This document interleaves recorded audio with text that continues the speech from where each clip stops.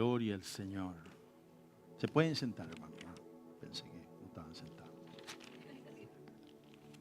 Te veo con esa chemise y me animo. Claro. Me da. Quiero darle la bienvenida a Marcos Ramírez y a su familia que está con nosotros. Una familia de Venezuela, muy querida por nosotros. Una de las cosas hermosas que yo me acuerdo de nuestra iglesia, aunque yo me vine hace mucho tiempo para acá, es la familiaridad con que todos somos primos. Yo creo que todos los que estábamos allá éramos, de alguna manera estábamos ligados. Los Martínez, sobre todo los Martínez se casaban con los mismos Martínez. Aquello era un despelote. Pero yo crecí escuchando de Marcos como si fuera otro primo más. Su esposa Nancy es prima de Silvia. Muchos de ustedes conocen a Silvia, a Sara, las hijas de mi tío Remigio, porque la esposa era Heroilda, que era su tía.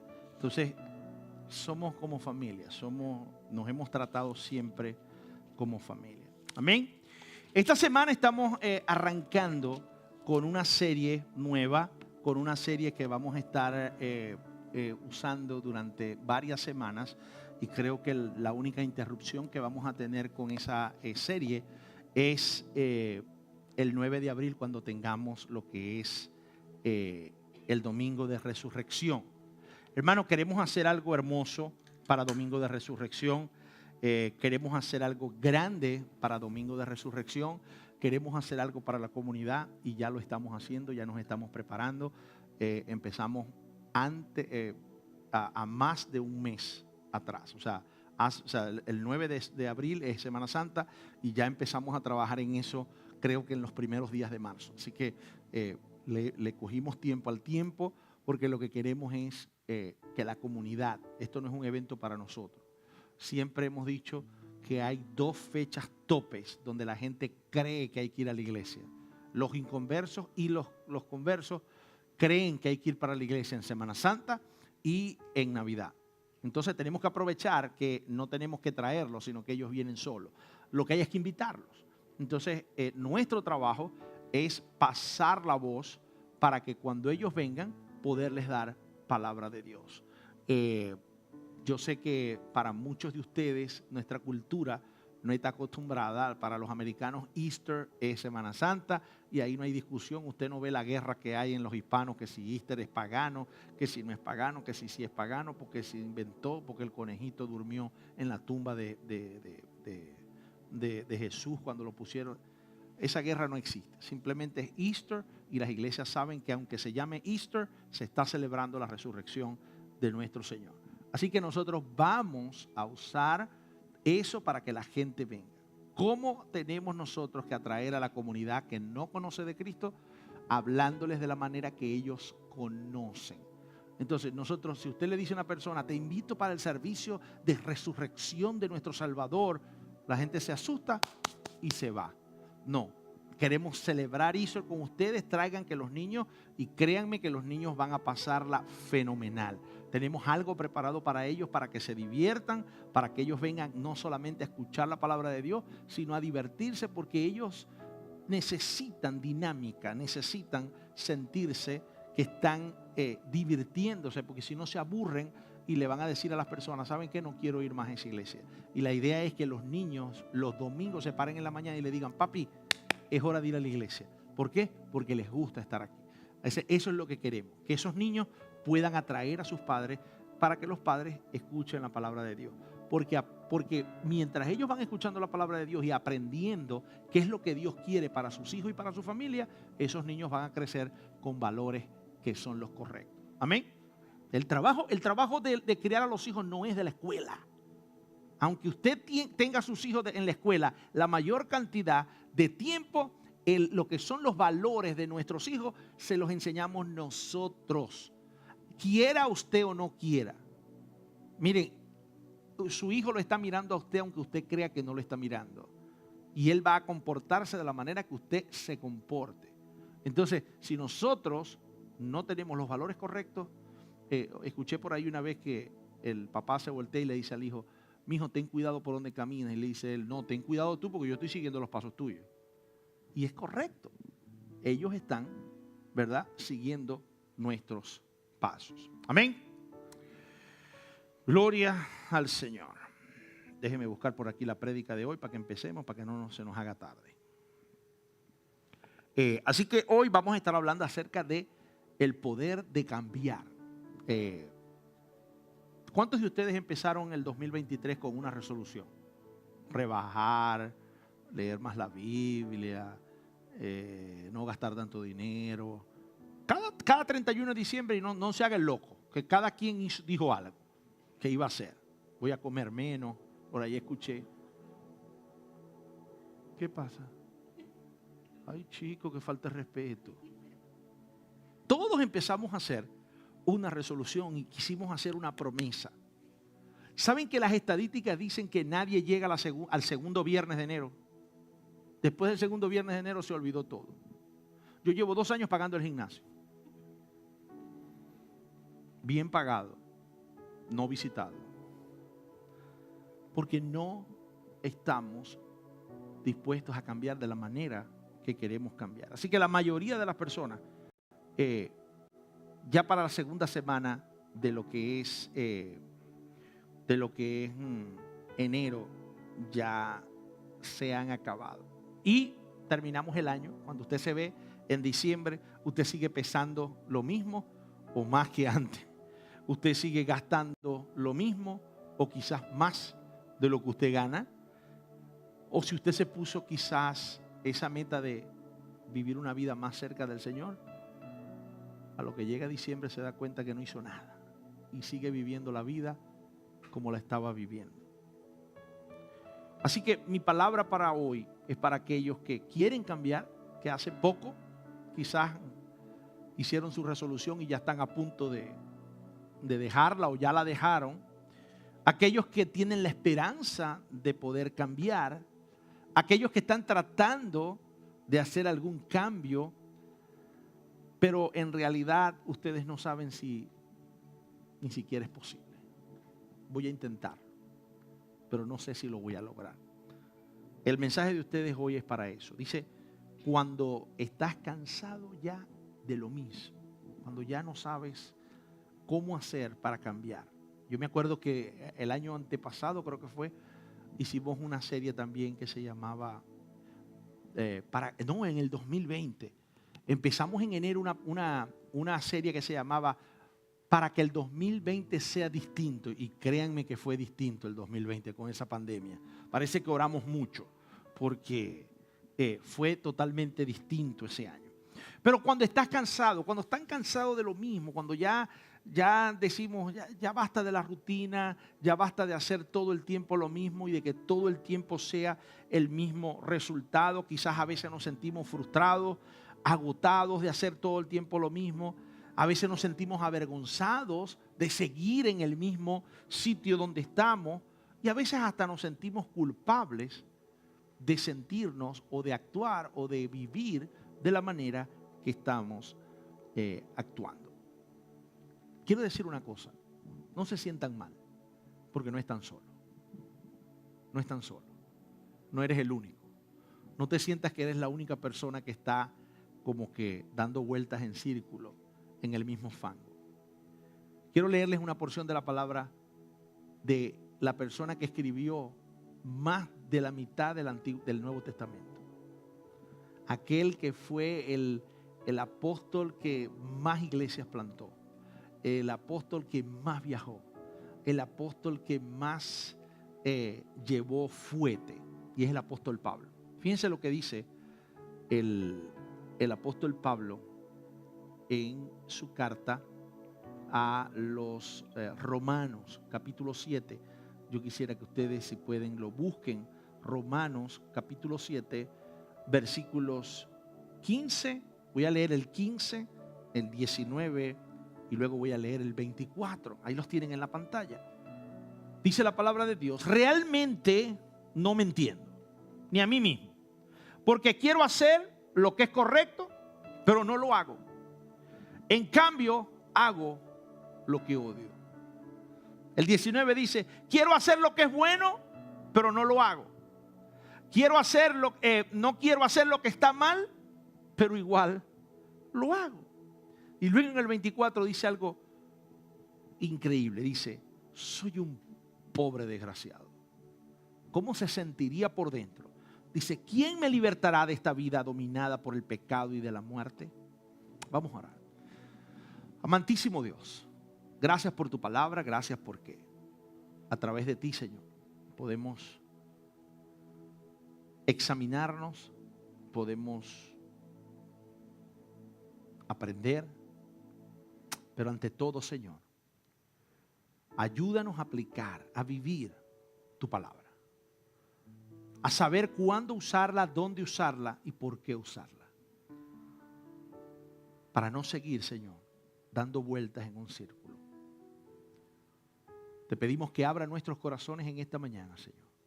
Padre, usa mi lengua y mi mente, mi corazón, para poder traer a tu pueblo y a mí mismo, Señor, el mensaje que tú tienes para cada uno de nosotros. En Cristo Jesús. Amén y amén. Dice que él mismo no se entendía, que él mismo no sabía, que él mismo no podía entender por qué quiere hacer lo correcto, pero no lo hago. ¿Usted no se ha sentido así en algún momento? Y dice, pero ¿por qué actúo de esta manera si no debería de actuar de esta manera? Quiero hacer lo bueno, pero no lo hago. No quiero hacer lo que está mal, pero termino haciendo lo que está mal. El apóstol Pablo se había dado cuenta que el problema no estaba en él, porque él no era suficiente. Él sabía que no podía hacerlo solo. Y se hace la pregunta, ¿quién libertará? ¿Quién me sacará de esta vida dominada por el pecado y por la muerte? ¿Saben una cosa? A veces nosotros, de una manera errónea, ponemos metas, ponemos promesas erradamente. Por ejemplo, ¿cuántas veces usted no ha decidido ir al gimnasio y hasta la ropa del gimnasio se la compra? Y después la ropa del gimnasio ni la mira, mucho menos ir al gimnasio. A veces nos compramos hasta una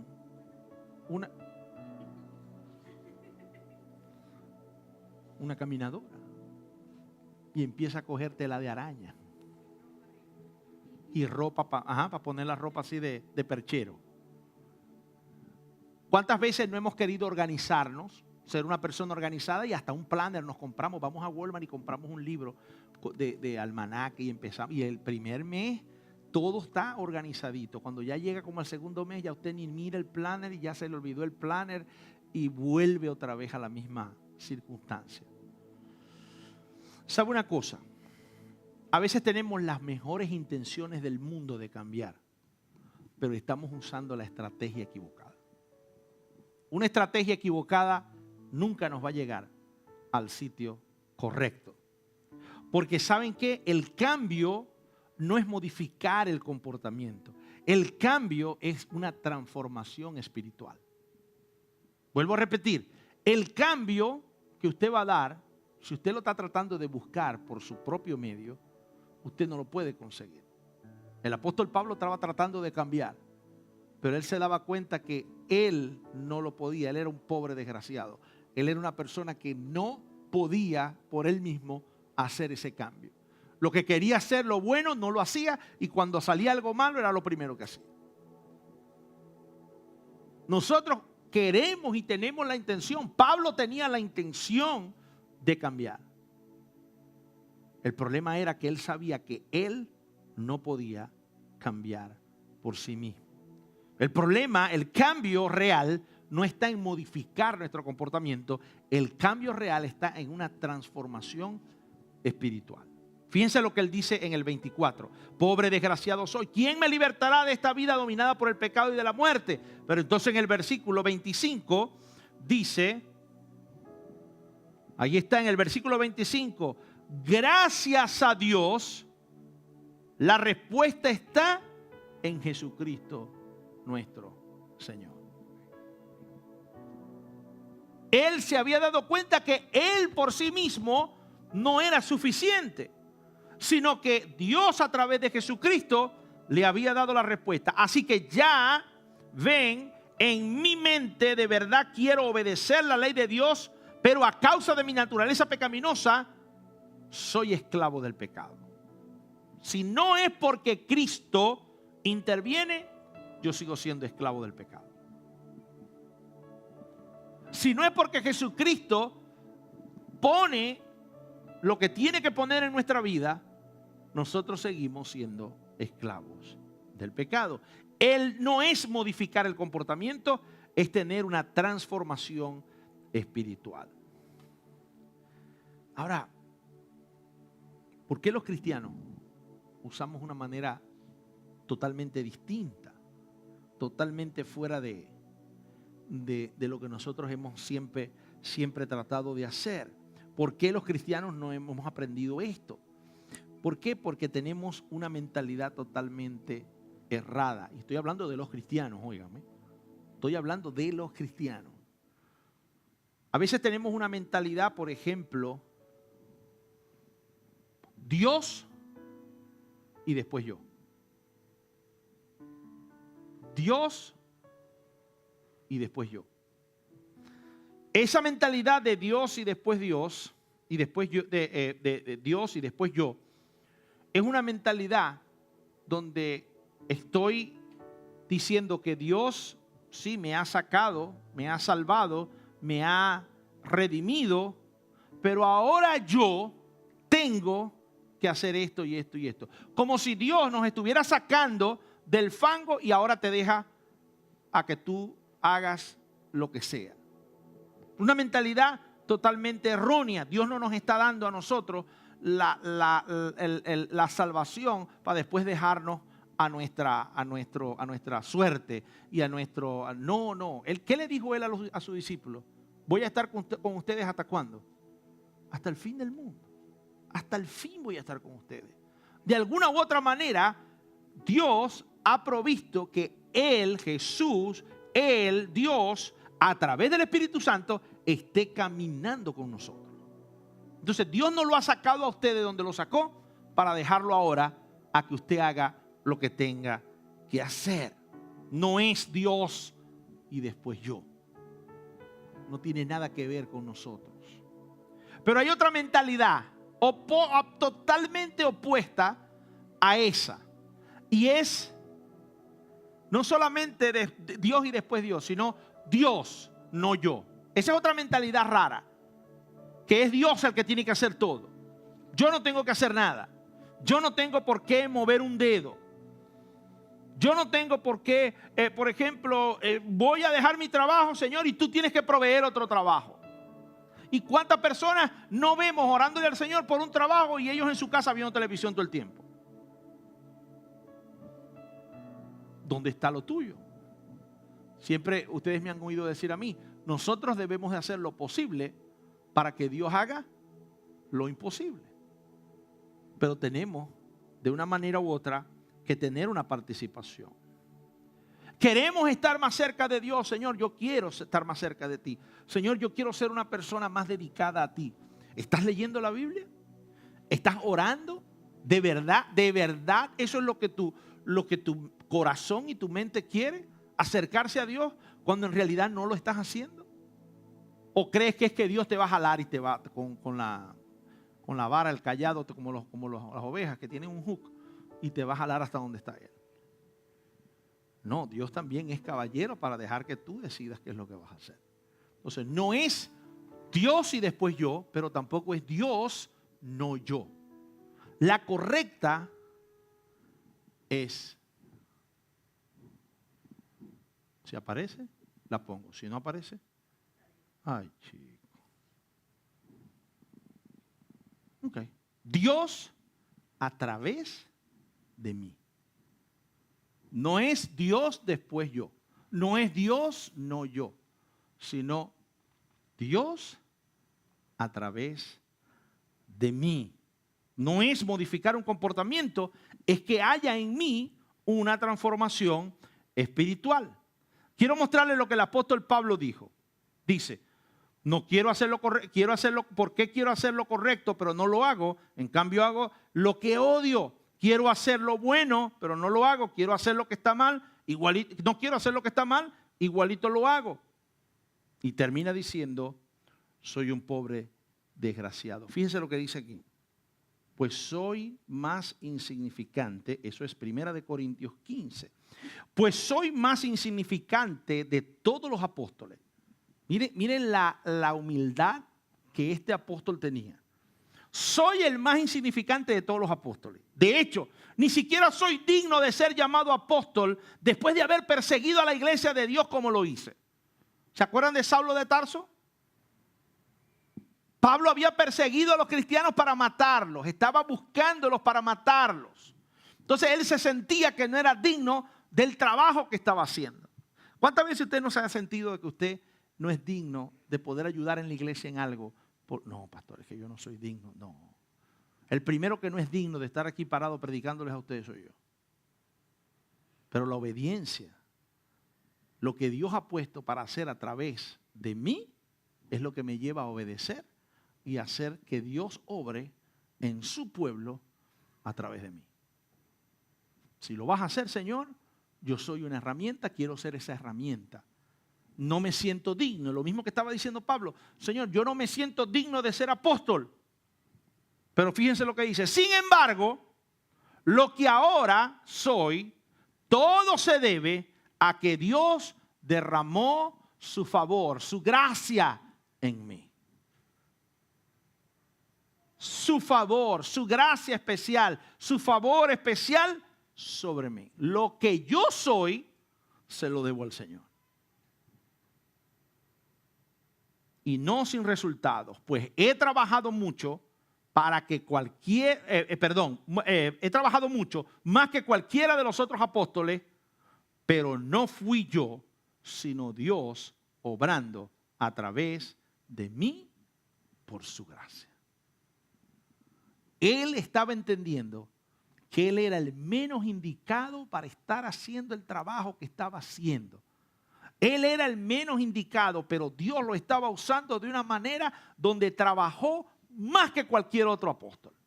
Plantó más iglesias que cualquier otro apóstol. Sufrió y le dieron hasta por debajo del pelo más que los demás apóstoles. Pero él decía, todo eso ha sido obra que ha hecho Dios a través de mí por su gracia. Nada de lo que él había hecho él se lo adjudicaba para él. ¿Cuántas veces no hemos visto predicadores que dicen, no, llevo 7, 8, 10 iglesias plantadas? No, hermano. El apóstol Pablo no decía las iglesias que plantaba. Él decía, todo lo que estoy haciendo, todo lo que he podido hacer, lo he hecho simple y llanamente porque Dios ha trabajado en mí, a través de mí. Así que no es yo y después Dios. Dios y después yo. No es Dios, no yo, sino es Dios a través de lo que puede hacer en mí. No es una modificación de tu comportamiento. No creas que para poder venir a la iglesia tú tienes que cambiar tu comportamiento. Tú debes de venir a la iglesia para cambiar tu espíritu, para que el Espíritu Santo pueda trabajar a través de ti. No estamos pidiendo que cambies nada. Me da rabia cuando la gente empieza a ponerle a reglas, a ser policías de cristianos o a ser policías de Dios. He visto gente que ha puesto tantas reglas para ir a la iglesia. Hay iglesias donde no puedes ir vestido de una manera y hay otras iglesias donde no puedes tener esto, donde no puedes usar aquello, por donde no puedes. Eso no es trabajo de nosotros. Cambiar a la gente no es trabajo de nosotros. Lo de nosotros es predicar la palabra de Dios, predicar lo que Dios ha hecho en nuestra vida y Dios va a hacer el cambio. Siempre les he dicho, Patricia cuando yo me la encontré en McDonald's me preguntó, pastor, ¿ustedes no discriminan en la iglesia por cómo uno va vestido? Le dije, con tal que no vayas desnuda, todo está bien. Desnuda no, por favor. Y ella se rió. Porque ahora le dije, tienes que estar dispuesta a escuchar y a poder poner en práctica lo que Dios va a poner en tu corazón. Porque Dios va a empezar a hablar. Dios va a empezar a cambiar cosas en nuestras vidas. Eso sí es verdad que no es negociable. Dios va a cambiar. Y quizás yo como humano empiece a ver a Valente y empiece a ver cosas en Valente que él tiene que cambiar. Pero esas no son las cosas que Dios quiere cambiar en Valente. Quien le va a decir a Valente lo que él tiene que cambiar en su corazón es Dios. A través de lo que va a aprender, a través de lo que va a escuchar. Entonces, no es Dios y después yo. No es Dios, no yo, sino es Dios a través de mí. La gracia de Dios nos salva y esa misma gracia nos va a hacer cambiar. Óigame bien, la gracia de Dios, ¿qué es la gracia? Algo que usted no merecía. Algo que nosotros no merecíamos, que Jesús dejara su deidad, dejara de ser Dios para que bajara aquí a la tierra a sufrir lo que nosotros debimos haber pasado. Eso Él lo hizo por amor y eso es gracia. Eso se llama gracia. Algo cuando usted recibe algo que usted no merecía, pero igualito usted lo recibió. Pero esa misma gracia, ese mismo amor, eso mismo que Jesús hizo, Él con esa gracia le va a dar un cambio a la vida de usted. Y agárrese, porque puede ser que los cambios sean mínimos, pero hay veces que los cambios son totales. Y por eso vemos gente cambiada totalmente. Cuando vemos que otros no cambian mucho porque Dios está trabajando. Otra de las cosas es que Dios trabaja en una velocidad distinta para cada uno de ustedes.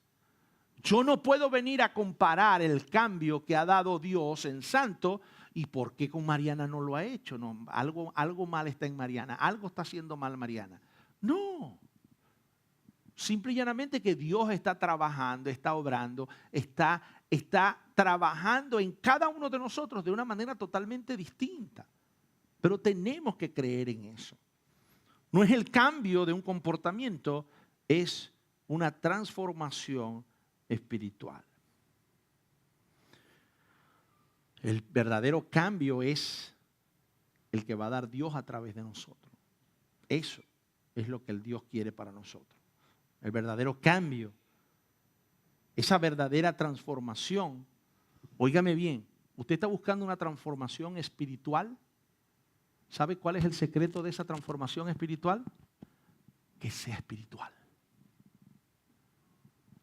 A veces queremos cambiar espiritualmente, pero queremos hacerlo nosotros. No. Es una transformación espiritual que tiene que venir, tiene que ser inspirada por Dios. Esa transformación espiritual tiene que ver con Dios trabajando en la vida de cada uno de ustedes. Pastor, pero ¿cómo puedo hacer eso? ¿Cómo puedo yo cambiar espiritualmente? Miren, hay una cosa, cuando usted decide hacer un cambio en su vida, hay dos cosas importantes. Dos cosas importantes. Cuando usted decidió el 1 de enero cambiar algo en su vida, habían dos cosas importantes. El por qué y cómo lo voy a hacer. Usted quiere cambiar, siempre hay una excusa por qué quiero cambiar. Viene Spring Break, voy a darle duro de enero hasta febrero, primera semana de marzo, para rebajar. ¿Por qué? Porque viene el Spring Break y me quiero ver bien en traje de baño. No, créanme, hay muchachas que trabajan durante ese tiempo para rebajar y poderse verse bien en la playa. Porque viene Spring Break.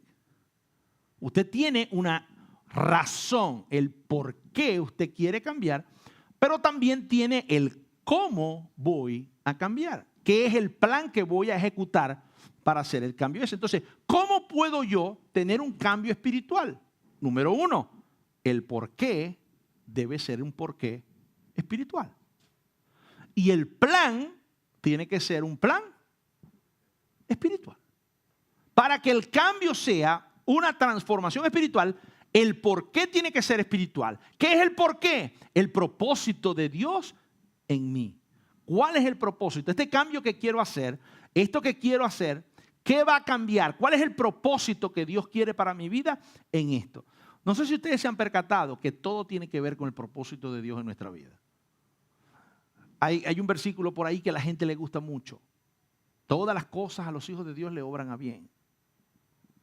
Y se quedan ahí. Pero ¿sabe para quién son esos versículos?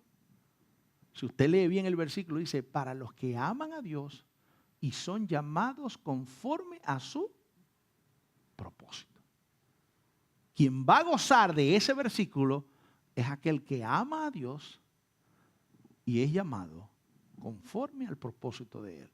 Y no es un secreto, hermano, eso no es ciencia de Einstein. Cuando usted va en contra de la corriente, usted va a sufrir más y nada se le va a dar.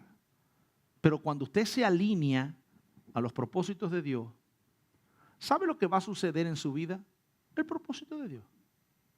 Y quiera usted o no, ¿qué es lo que se va a hacer? ¿Qué es lo que se va a lograr? El propósito de Dios. Jonás dijo que no. No. Anda para Nínive. Que te vayas para Nínive. Que vayas a predicar en Nínive. Señor, ya te dije que no. Y agarró una barca totalmente en sentido contrario. ¿Dónde terminó Jonás? En Nínive. Después de haber sido empujado, mojado, tragado, vomitado, babeado. ¿Dónde terminó? En Nínive predicando. Porque el propósito de Dios se va a hacer quiera usted o no. Entonces, cuando usted se mete en el río y usted se deja llevar por el propósito de Dios, todo va a ser fácil. Usted lo que tiene es que abrir los brazos y dejarse llevar por el río del propósito de Dios. Pero si usted se mete en el río del propósito de Dios y empieza a navegar hacia arriba, créame que va a llevar más que una gata ladrona. ¿Por qué? Porque se va a hacer el propósito de Dios, quiera usted o no. Entonces, el por qué debe de ser, qué propósito tiene Dios en mi vida para esto.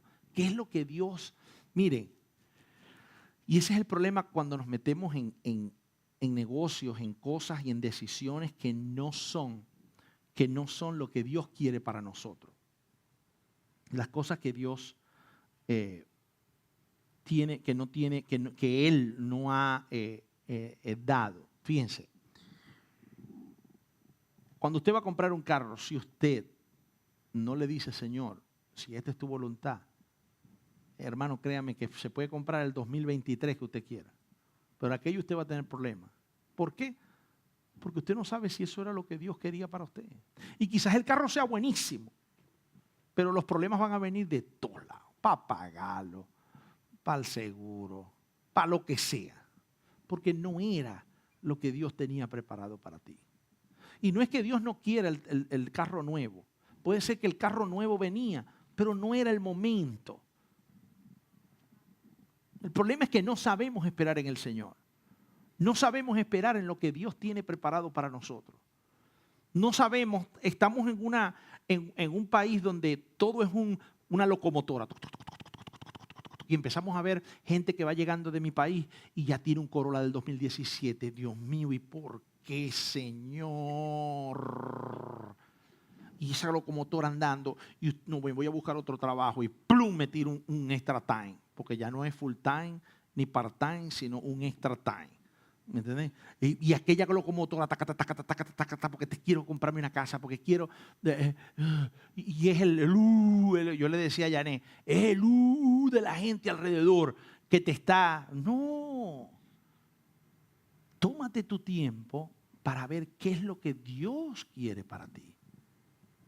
¿Qué es lo que Dios quiere trabajar en mí para su propósito? Entonces el por qué es lo importante. Y el cómo, el plan, es el poder de Dios que va a usar a través de nosotros.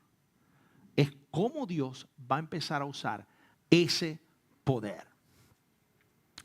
¿Por qué? El por qué. Dios es amor, ¿verdad? Entonces Él quiere que yo honre amando a las personas. Entonces, ¿qué voy a hacer? Voy a ser generoso con otras personas. Voy a a implementar eso que estoy aprendiendo para poder saber qué es lo que Dios quiere en mi vida. Entonces, el porqué espiritual tiene que ser el poder espiritual, el why, el porqué espiritual tiene que ser el propósito de Dios, y el plan debe de ser el poder de Dios a través de nosotros. Créanme que si usted está tratando de implementar su poder, créanme que usted no va a llegar a nada. Dice Zacarías 4:6, Zacarías 4:6, déjenme ver si lo tengo aquí, si lo puedo poner. Zacarías, no lo veo aquí, Zacarías. Sí, Zacarías 4:6. Entonces me dijo, el Señor dice a Zorobabel, no es por el poder ni por la fuerza, sino por mi espíritu, dice el Señor de los ejércitos celestiales. No es tu poder, no es tu fuerza. Porque a la final, ¿quién te está dando a ti el poder y la fuerza? No es tu poder. No es porque tú quieras. No es lo que tú quieras. No es lo que tú vayas a hacer. Es lo que yo voy a hacer a través de ustedes. Si ustedes me ven a mí en el 2008, yo no tenía dónde caerme muerto. No tenía casa propia, endeudado hasta la psiquitrilla, como dicen por ahí. Que yo le debía a cada santo una vela. Aquello vivía del cheque, no me alcanzaba, gastaba más, sigo gastando más de lo que gano. Pero ahora lo gasto para el Señor. El problema está en que no sabemos invertir nuestro dinero. Ahora sigo gastando más, porque sé que quien me está dando, se lo estoy dando a quien me lo está dando, que me va a dar más. ¿Se acuerdan de aquella serie que hicimos Exponencial? Donde vimos el círculo de la escasez y el círculo de la abundancia. Hermano, cuando Dios nos da, y lo primero que Él ve es que nosotros queremos darle a Él o a su pueblo, Él vuelve a dar más. Y empieza a usarnos como herramienta para repartir su bendición. Y dijimos que el que parte y reparte le queda. Entonces, eso no es un secreto, hermano. Aquí no se está dando ciencia de Einstein. Esto es de todos los días. Esto es algo de todos los días. Hermano, siempre el que parte y reparte, siempre le está quedando la mejor parte. Aparta lo mejor para él. Dios, cuando nos usa a nosotros para darle bendición a los demás, las mejores bendiciones nos quedan a nosotros. Y a los 49 años tengo mi casa paga, no le debo a nadie. O sea, a personas no le debo. Tengo 3 carros nuevos en mi casa. A eso sí los debo. Pero yo andaba en 3 petacas. Bueno, para los mexicanos petaca es otra cosa. Pero en 3 cacharros. Y créanme que hemos estado desde el 2008 manteniendo su obra. Me acuerdo todavía cuando Yané me dijo, esto va a ser una carga para nuestra familia. Le dije, ojalá. Yo le pido al Señor que me dé trabajo lo suficiente para mi casa y para su obra. Y desde ese momento no ha faltado nada en mi casa y en su casa. Yo no sé si usted está dispuesto a retar al Señor en eso. Porque Él nos manda que lo retemos en eso. Probadme en esto, dice el Señor. Que no haya falta nada aquí, en la casa del Señor. Y yo voy a abrir las compuertas. Las compuertas. En inglés dice floodgates. Floodgates son las compuertas de una represa. Floodgates en inglés, dice la King James. Floodgates. Voy a abrir los floodgates, las compuertas de la represa. Y voy a derramar bendición hasta que no hayáis por dónde meterla. Hasta que sobreabunde, dice. El día que usted empiece a practicar eso, usted se va a dar cuenta del porqué espiritual y ese plan espiritual, cómo funciona. El día que usted empiece a practicar, yo no estoy hablando de dinero, estoy hablando de su tiempo, estoy hablando de dedicarle mis hijos, dedicarle mi casa, dedicarle mi carro, dedicarle mi perra, dedicarle lo que sea al Señor y decir, Señor, estamos aquí, heme aquí, queremos que tu reino crezca de una manera a través de nosotros, como sea. Úsanos de la manera que usted tenga que usarnos, limpiando la iglesia, pintando la iglesia, barriendo la iglesia, lo que sea. Y Dios va a empezar a poner a cada quien en el lugar que tiene. El porqué y el plan, cuando son espirituales, hacen una transformación espiritual en su vida. Hacen una transformación espiritual. Soy disciplinado porque Cristo en mí me da la fuerza. La fuerza me la da Cristo. ¿Y saben una cosa? Yo lo parafraseo siempre para ustedes cuando les digo que el Dios se manifiesta, se goza, se fanfarronea en la debilidad de usted. ¿Saben por qué? Porque en la debilidad es que Él muestra la fortaleza que Él tiene. Usted quiere ver lo que Dios está dispuesto a hacer a través de usted. Muestre debilidad. ¿En cuál es la parte débil que usted tiene? ¿Cuál era mi debilidad en el 2008? Una inestabilidad financiera terrible. ¿Y dónde se ha mostrado Dios en nosotros? No soy millonario, hermano. Vaya a ver la cuenta mía. A veces está en menos 10, en menos 20, en menos 50. Esta iglesia no tiene plata. Usted vaya a ver las cuentas. Se lo dije hace ratico. Pero Dios se ha manifestado de una manera en que poco a poco ha ido solventando la estabilidad financiera de una persona que tenía una inestabilidad financiera terrible. Terrible, terrible. Pero fíjense lo que dice 2 Corintios, el mismo Pablo diciéndole a esta iglesia por segunda vez en su carta, en el capítulo 12, versículo 9. Dice, cada vez él me dijo, mi gracia es todo lo que tú necesitas. Mi gracia es todo lo que tú necesitas.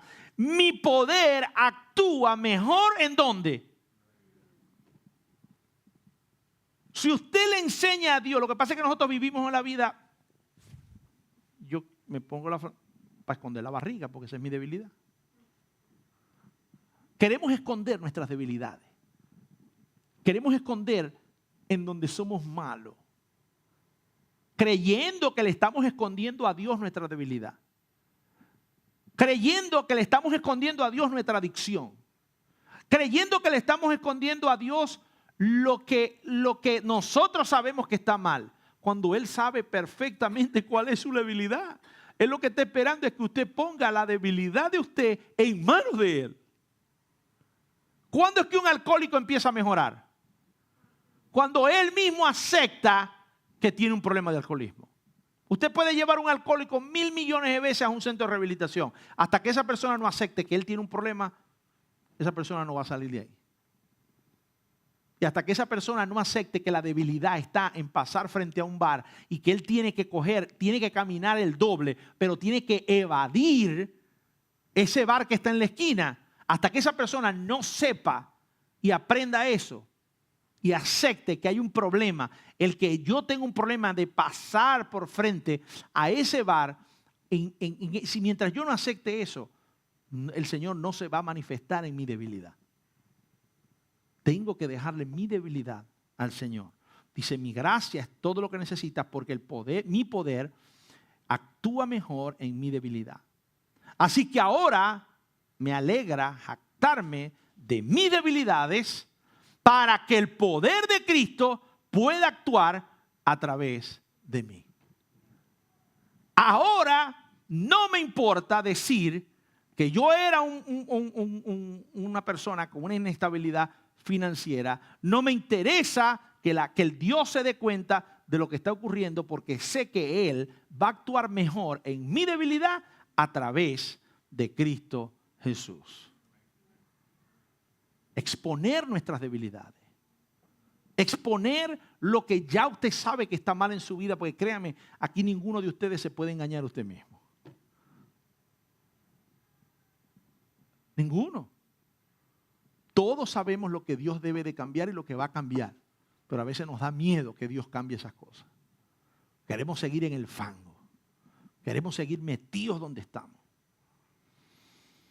Pero el poder de Dios actúa en la debilidad de ustedes. ¿Y saben qué? Eso la gente lo ve. Y a veces, como le dije al principio, nosotros somos la única oportunidad que esa persona va a tener de visitar una iglesia. Es a través de nosotros. ¿Quién es la iglesia? ¿Se acuerdan de la serie pasada? ¿Quién es la iglesia? Entonces, cuando nosotros estamos con nuestros compañeros de trabajo, cuando reflejamos lo que Dios ha hecho en nuestra vida, a veces para ellos esa es la única iglesia que van a poder visitar. Entonces, ¿cómo nosotros no vamos a poder permitir que Dios actúe en nuestras debilidades? Si usted va a soltar y si usted se va a salir del closet con sus debilidades, que sea a través de Jesús, que sea a través de Dios, para que Dios actúe y haga su poder a través de lo que va a hacer con ustedes. Yo quisiera que ustedes cerraran sus ojos.